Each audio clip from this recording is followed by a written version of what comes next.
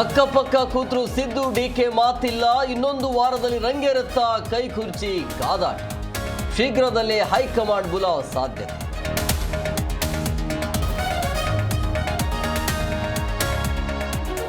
ಇಡೀ ದಿನ ಭೈರಥಿಗೆ CID full ಡ್ರೈಲ್. ಮತ್ತೆ ಚಿಕಿತ್ಸೆ ಕೊಡಿಸಲು ನ್ಯಾಯಾಧೀಶರ ಸೂಚನೆ. ನಾಳೆ ಜೈಲು ಸಿಐಡಿ ಕಸ್ಟಡಿಯೋ ತೀರ್ಮಾನ.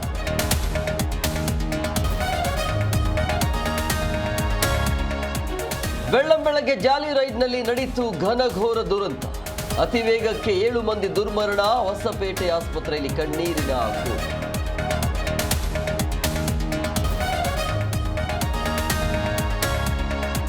ಹೃದಯಘಾತ. ಹಿರಿಯ ನಿರ್ದೇಶಕ ಜೋ ಸೈಮನ್ ನಿಧನ. ಫಿಲ್ಮ್ ಚೇಂಬರ್ನಲ್ಲಿ ಸಭೆ ನಡೆಸುವಾಗಲೇ ಆಘಾತ. ನಾಳೆ ರವೀಂದ್ರ ಕಲಾಕ್ಷೇತ್ರದಲ್ಲಿ ಅಂತಿಮ ದರ್ಶನಕ್ಕೆ ವ್ಯವಸ್ಥೆ.